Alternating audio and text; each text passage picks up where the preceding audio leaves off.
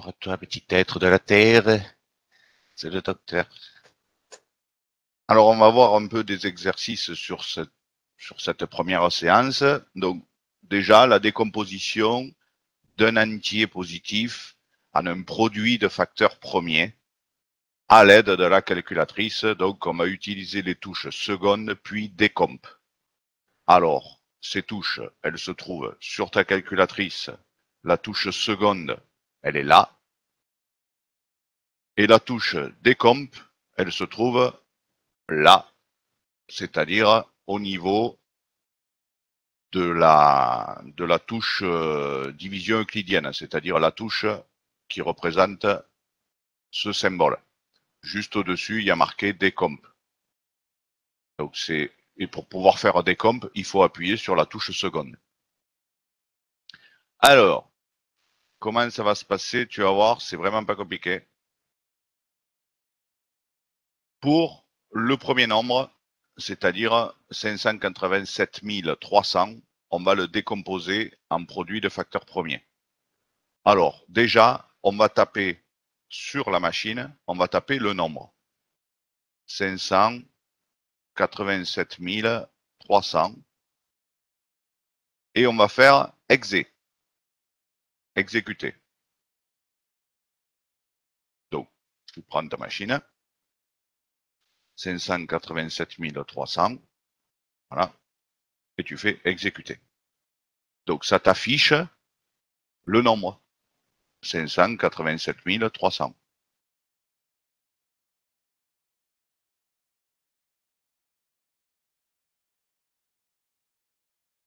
Là, tu vas faire seconde, la touche seconde, plus la touche division euclidienne. Donc seconde et la touche division euclidienne pour faire décomp. Et là, ça va t'afficher le résultat, c'est-à-dire 2 puissance 2 fois 5 puissance 2 fois 7 fois 839. Au passage, 839 est un nombre premier, donc un nombre divisible uniquement par lui-même ou par 1, comme tous les nombres, mais lui, personne d'autre ne peut le diviser. Donc, tu as là, sous les yeux, en fait, tu as tout simplement la décomposition en facteur premier du nombre 587 300. Donc, réponse 587 300 est égal à 2 puissance 2 fois 5 puissance 2 fois 7 fois 839.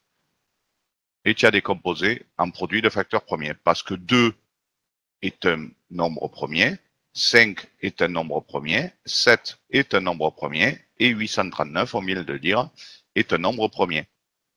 Donc, on a bien décomposé en produit de facteurs premiers.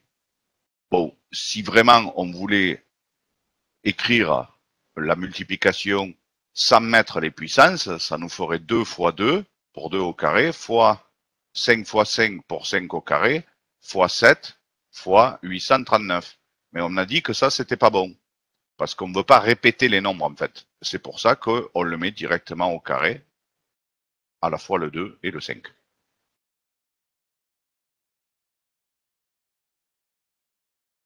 Alors, ben, tu peux du coup maintenant trouver 277 000, pardon, 134. Tu fais exé.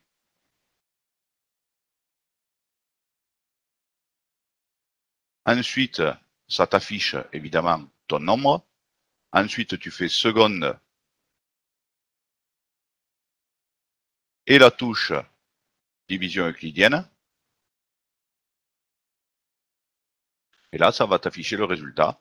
Donc, tu pourras écrire directement le résultat. 277 134 est égal à, donc on le fait, 277 134, exé, seconde division euclidienne. Alors là, ça fait un sacré paquet de nombres, en fait, de chiffres. Donc, 2 fois 3 fois 11 fois 13 fois 17 fois 19. Là, il n'y a pas de chiffres qui se répètent, il n'y a pas de carré, il n'y a pas de cube. Voilà, ce sont des chiffres vraiment uniques, tout seuls. Ils sont tous premiers. Et donc, ton 277 134 est égal à 2 fois 3 fois 11 fois 13 fois 17 fois 19. C'est ça, sa décomposition en facteur premier. Si maintenant, on prend le dernier nombre, 789 880, eh bien, tu tapes 789 880, exe, seconde, la touche de la division euclidienne, et ça te donne 2 au cube, donc puissance 3, fois 5, fois 7 au carré, donc 7 fois 7, fois 13, et fois 31. Et tu as ta décomposition en facteur premier du nombre 789 880. Allez, on passe à l'exercice suivant. Posez la division euclidienne de 135 par 7. Alors, on va poser la division euclidienne. 135 divisé par 7.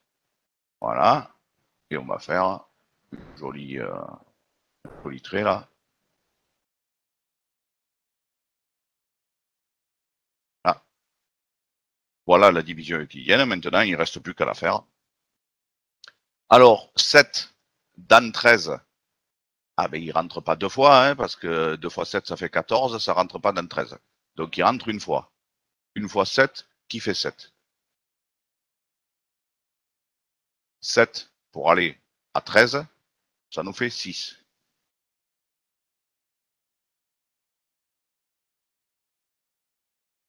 « 7 fois 7, combien de fois 7 dans 65? Donc 7 fois 7, ça fait 49. 7 fois 8, ça fait 56. 7 fois 9, ça fait 63. Ah, 63, ça passe juste, donc il vaut mieux s'arrêter à 9. De toute façon, 7 fois 10, ça fait 70, donc ça rentre pas. Donc on va mettre 9. 63. On calcule, il y a 2 d'écart, donc 2. Et là, on est bloqué, parce que dans la division euclidienne, on ne met pas de virgule. Donc on ne va pas rajouter un 0, mettre virgule quelque chose, ça s'arrête ici. Donc on a premièrement posé la division euclidienne de 135 par 7. Deuxièmement, donc je vais le mettre là-haut. Deuxièmement, on nous demande de donner la valeur du quotient et du reste. Et attention, hein, tu sais que ici, on a le dividende, c'est 135. Ici, on a le diviseur, c'est 7. Ici, on a le quotient, c'est 19. Et ici, on a le reste qui est égal à 2. Donc, le quotient, c'est 19. Et le reste, c'est 2. Ce qui veut dire qu'on peut écrire, si on voulait écrire le résultat de la division euclidienne en ligne, on peut écrire sans problème que D, grand D, est égal à petit d fois Q plus le reste R. Donc on peut écrire que 135, ça c'est si on te demande de l'écrire comme ça, hein, 135 est égal à 7 fois 19 plus 2. Voilà la division euclidienne en ligne 235 divisé par 7. Vérifier ces résultats avec la calculatrice. Alors là encore, la Casio, elle est top. Pourquoi? Parce qu'il y a justement la touche division euclidienne, comme on l'a vu tout à l'heure, cette fameuse touche là, comme ça là. Voilà. Alors, qu'est-ce qu'il suffit de faire? Et on va le voir. On tape à la calculatrice, on va taper 135.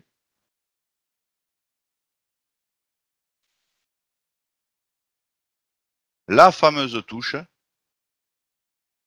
est 7. Et puis exe.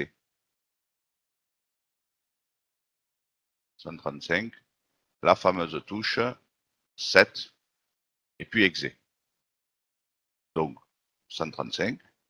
La touche directe, il ne faut pas faire seconde là, hein, là on veut vraiment la division euclidienne. Divisé par 7, on fait exe. Et là, qu'est-ce qu'elle nous affiche? Elle nous affiche Q égale 19, point virgule, R égale 2. Donc, elle nous affiche exactement ce qu'on a trouvé ici, c'est-à-dire le quotient et le reste.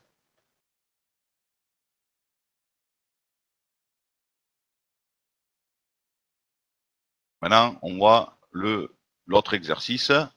Poser la division euclidienne de 1283 par 9. Voilà. C'est un petit peu. 1283 par 9. Très.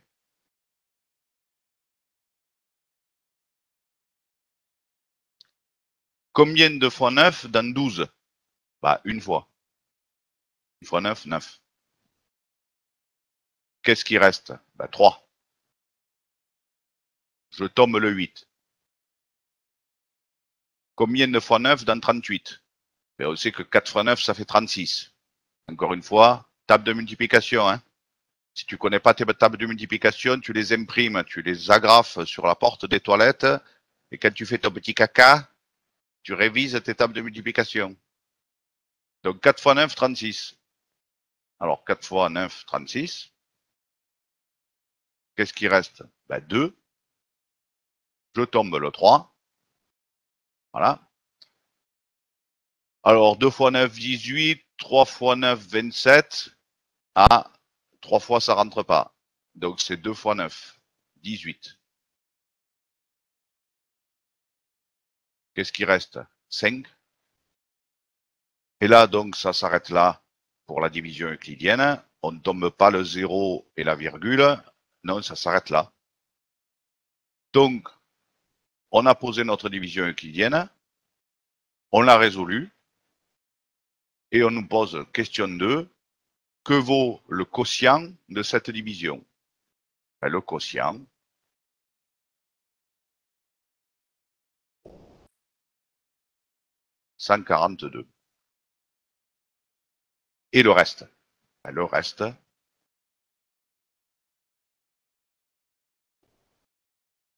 5. Vérifier ces résultats à la calculatrice. Ben, on va faire 1283, la touche division euclidienne 9 et exe.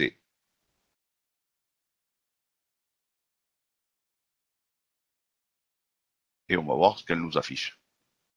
Donc on fait 1283, la touche division euclidienne 9, exe, et elle nous affiche Q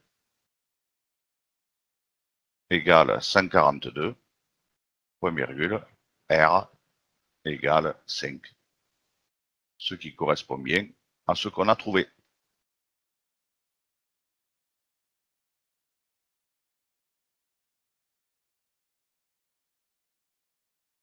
Parmi les nombres suivants, lesquels sont divisibles par 5? Donc là, on rentre dans les critères de divisibilité.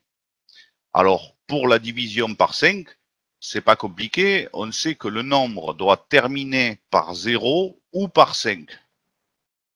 Donc 16, le premier, n'est pas divisible par 5.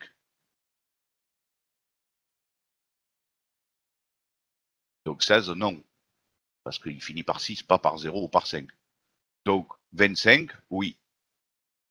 25, oui, il est divisible par 5. 50, ben oui, il est divisible par 5. 76, ah ben non, puisqu'il finit pas par 0 ou par 5. 121, ben non plus, puisqu'il finit pas par 0 ou par 5, il finit par 1. Par contre, 14 265, lui, il finit par 5. Donc, il est divisible par 5. Parmi les nombres suivants, lesquels sont divisibles par 3? Alors, on se souvient que le critère de divisibilité par 3, c'est qu'il faut que la somme des chiffres du nombre soit dans la table de 3, soit divisible par 3. Donc, si je prends par exemple 13, bon, ben, il n'est pas divisible par 3 parce que lui, on sait très bien que 13 ne se trouve pas dans la table de 3. Donc, c'est même pas la peine de faire 3 plus 1. On peut le faire, hein. On fait 3 plus 1 qui fait 4 et 4 n'est pas dans la table de 3. Voilà. Bon, mais c'est franchement, on le voit depuis le départ que 13 n'est pas dans la table de 3. 108. 108, qu'est-ce qu'on fait? On fait 1 plus 0 plus 8 et ça nous fait 9. 9 est bien dans la table de 3, donc 108 est divisible par 3.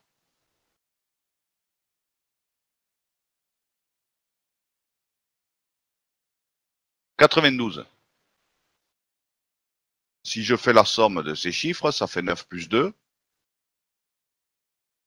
qui nous fait 11. Ah ben 11 n'est pas dans la table de 3. Donc de la même manière que 13 n'est pas divisible par 3,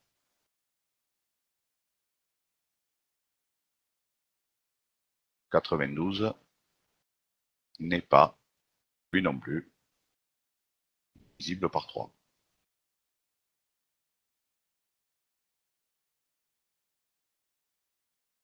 861.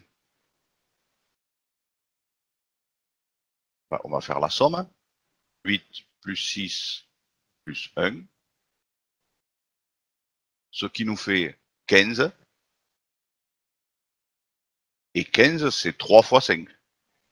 Donc, 15 est bien dans la table de 3. Donc, 861 est divisible par 3.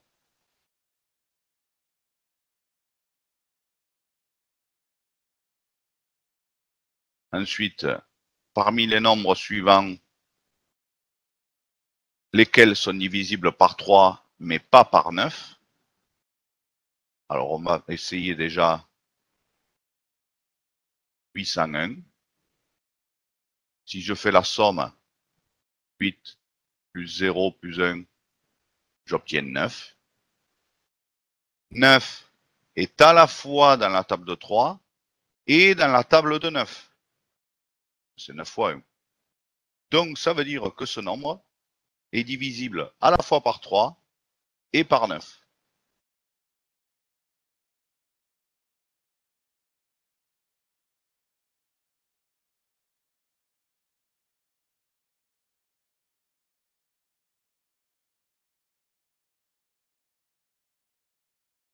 Si je prends donc ce nombre-là ne marche pas parce que on nous demande qu'ils sont divisibles par 3 mais pas par 9. Donc celui-là ne marche pas. 861. 861, ça nous donne 8 plus 6 plus 1. Oh, on l'a vu tout à l'heure, ça fait 15. Eh bien, 15 est dans la table de 3, mais pas dans la table de 9. Donc, divisible par 3, mais pas par 9.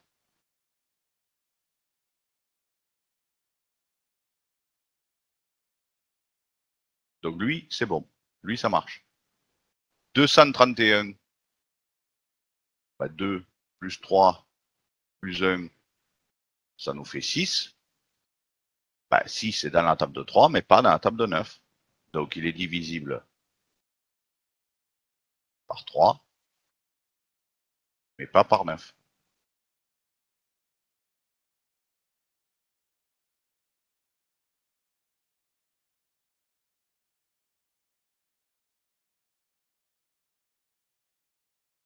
Pour décomposer 24 en un produit de facteurs premiers, 3 élèves proposent les produits suivants.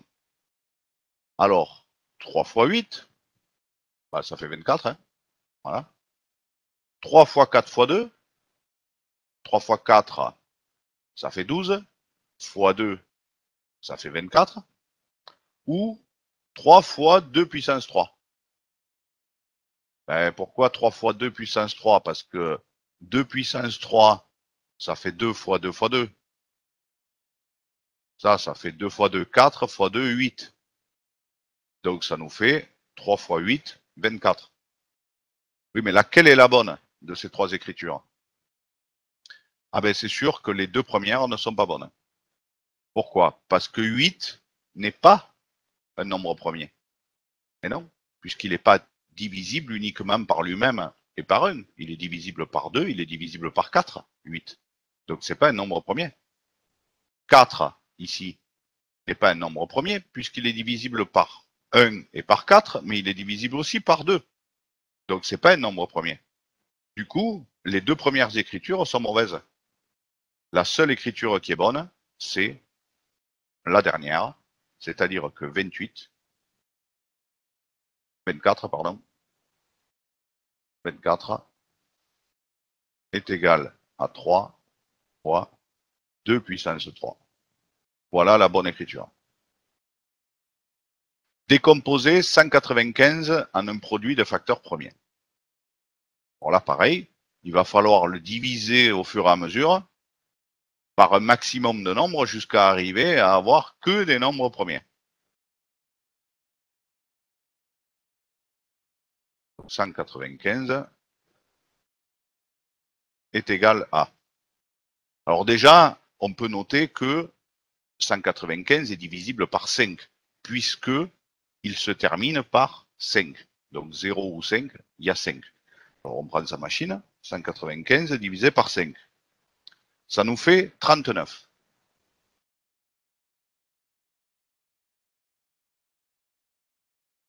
Mais 39, alors fois 5, hein.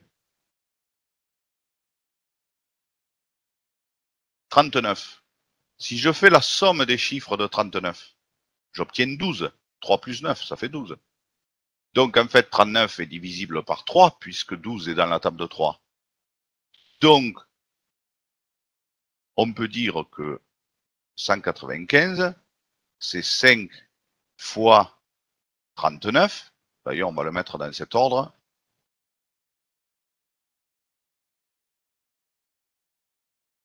Mais 39, c'est 3 fois quelque chose, puisque 39 est dans la table de 3.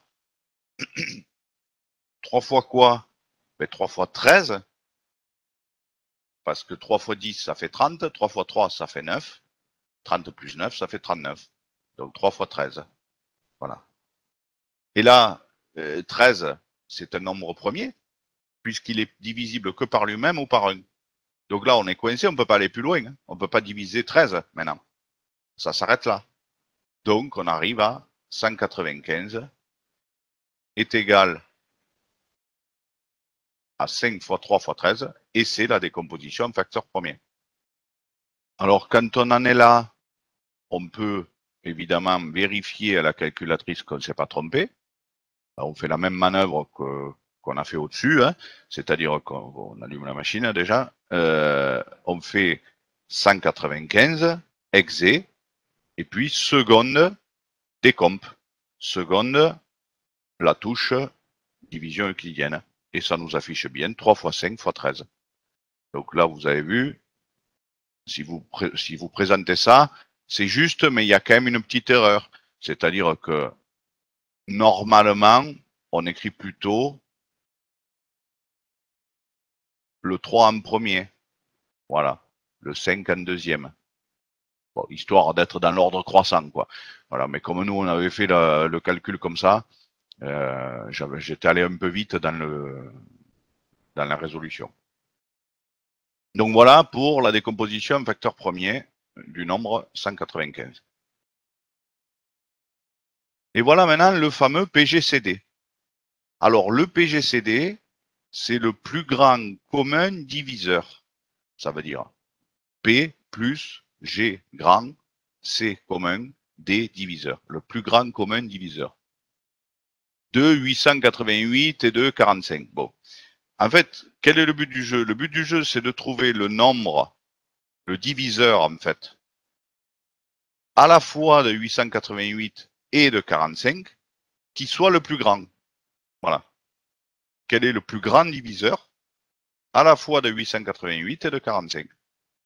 C'est ça le PGCD. Alors, ça peut se faire à la calculette. Hein. Donc, à la calculette, c'est très rapide avec la Casio. Vous avez la touche PGCD qui se trouve au-dessus donc de la touche calque. Mais évidemment, pour pouvoir la faire, il faut faire seconde calque. Donc, on fait seconde calque, une parenthèse s'ouvre, on écrit le premier nombre 888.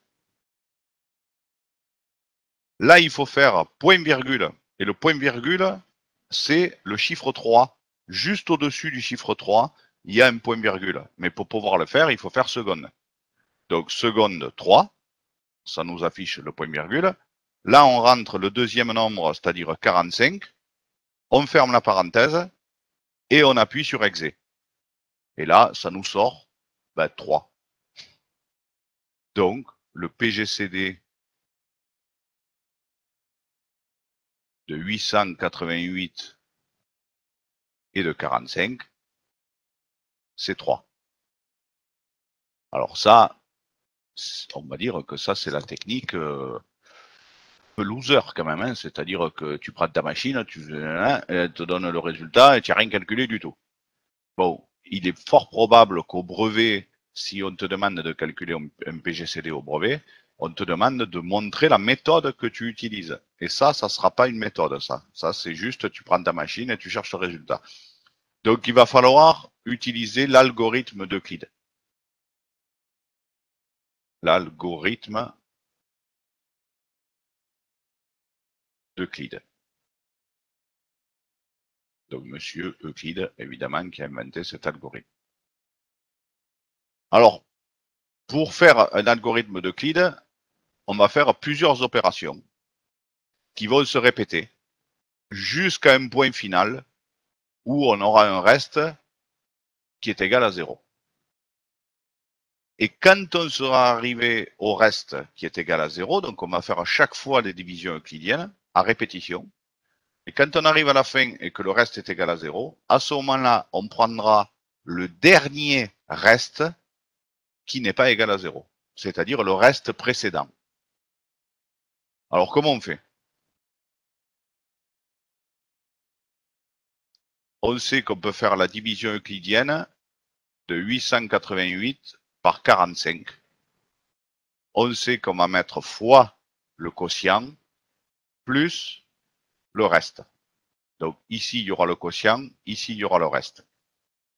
Alors pour le trouver, tu prends ta machine, hein, tu fais 888, la touche division euclidienne, hein, la touche en croix, la division euclidienne, 45, exé, et là, ça t'affiche 19 et 33. Ça veut dire que c'est le quotient, c'est 19, et que le reste, c'est 33. Voilà. Tu as fait ta première division euclidienne, et ça donne ce résultat-là.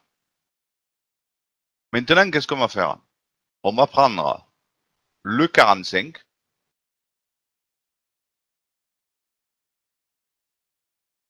et on va le diviser par 33.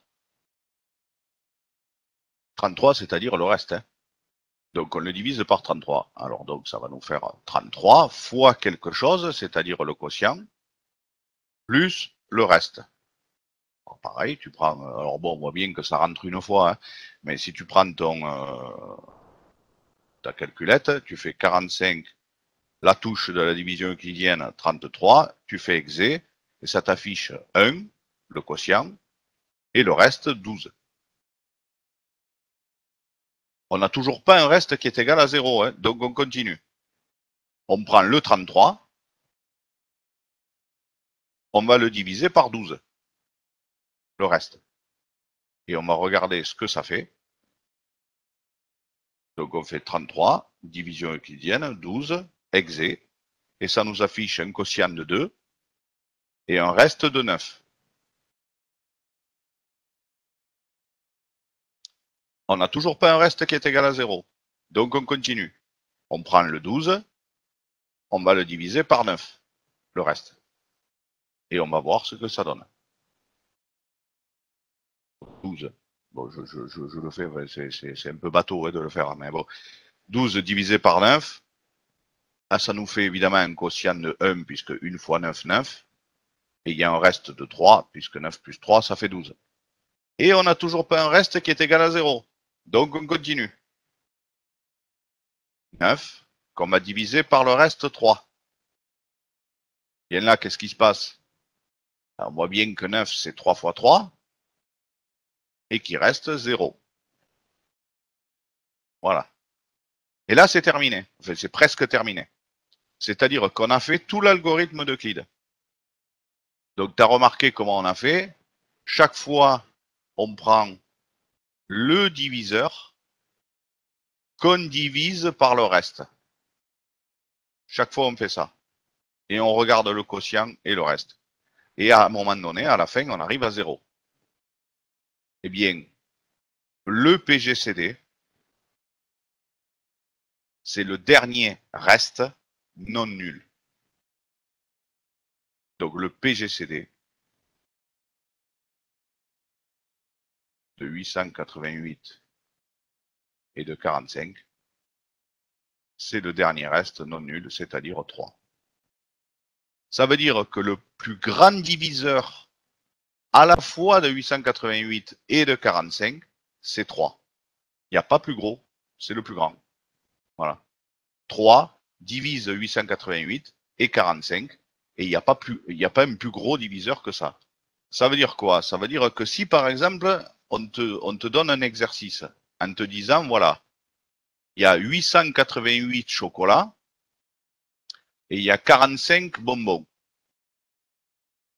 On veut faire des paquets où il y a dans chaque paquet le même nombre de chocolats et le même nombre de bonbons. Pas le même nombre de chocolats et de bonbons, hein, non. Dans chaque paquet, il y a autant de chocolats et dans chaque paquet, il y a autant de bonbons. Combien faut-il faire de paquets? Eh bien, tu vas chercher le plus grand commun diviseur. C'est 3. En fait, tu pourras faire que 3 paquets. Après, il suffira de dire, ben, 888 divisé par 3, ça fait tant. Donc, 888 divisé par 3, ça fait 296. Voilà. 45 divisé par 3, ça fait 9. Ça fait où, pardon? Ça fait 15. J'étais dans la table de 9, je ne sais pas pourquoi. Ça fait 15. Donc, ça veut dire que tu vas faire 3 paquets dans lesquels il y aura 296 chocolats et 15 bonbons. Et tu peux pas, et il y aura pas de reste, c'est-à-dire il restera aucun chocolat, il restera aucun bonbon. C'est le type de problème auquel tu risques d'avoir, que tu risques d'avoir à résoudre. Donc là, pareil, supposons qu'on nous donne, on a 526 chocolats et 164 bonbons. On va faire des paquets dans lesquels il y a autant de chocolat dans chaque paquet et autant de bonbons dans chaque paquet. Mais on ne veut pas qu'il reste de bonbons ou de chocolat. Combien il faut que je fasse de paquets? Ben, il suffit de calculer le PGCD en fait de 526 et de 164. Donc on va faire l'algorithme d'Euclide.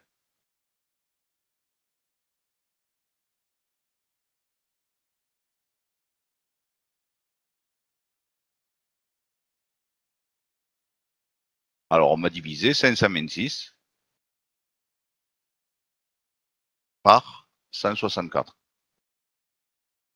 On va afficher un quotient et un reste. Donc, on demande à la machine de faire 526 division euclidienne 164. Elle nous affiche 3 et 34. Et maintenant, on continue avec le diviseur qui devient dividende. Donc 164 qui était diviseur devient dividende. Et le reste qui devient diviseur.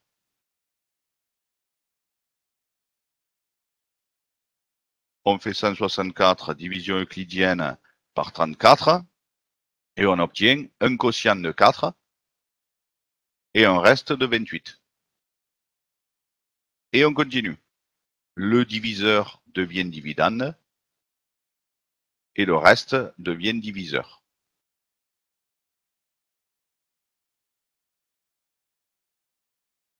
Donc on divise 34 par 28. Bon, je le fais à la machine pour que tu le vérifies à la machine, mais c'est des trucs qu'on peut faire de tête. Donc une fois 28, évidemment, il reste 6, parce que 28 plus 6, ça fait 34. Voilà. On continue. On va diviser 28 par 6. Voilà. Bon, on sait que 6 fois 4, ça fait 24. Hein. Donc 6 fois 4, 24. Il reste 4 pour aller à 28. On reprend le 6 maintenant qu'on va diviser par le reste qui vaut 4.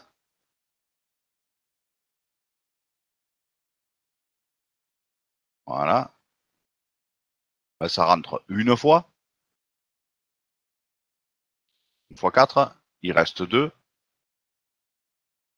Puis maintenant, on va diviser le 4 par le reste 2. Ben, évidemment que ça fait 2 fois 2. Hein. Et qu'il reste 0. Et là, on a bouclé. C'est-à-dire que l'algorithme est terminé. Et qu'est-ce qu'il y a comme reste non nul? Ben, c'est 2. Et c'est ça, le PGCD. Donc le PGCD 526 et 264, c'est 2. Alors après, tu peux le faire avec ta machine. Tu tapes seconde calque, 526, point virgule, donc seconde 3, 164, fermez la parenthèse, exe, et il t'affiche 2. Ce qui veut dire que si tu avais voulu faire des paquets avec autant de chocolat dans chaque paquet et autant de bonbons dans chaque paquet, ben, tu aurais pu faire que 2 paquets en fait. Si tu veux qu'il ne reste pas de bonbons ni de chocolat, tout seul à part de tes paquets, ben, il te faut faire 2 paquets, tu ne peux pas faire plus. Donc dans chaque paquet, tu vas mettre 526. Donc dans chaque paquet, tu vas mettre 526 divisé par 2, c'est-à-dire 263 chocolats dans chaque paquet. Et 164 divisé par 2, c'est-à-dire 82 bonbons par paquet. Mon petit, c'est terminé. À bientôt, mon petit.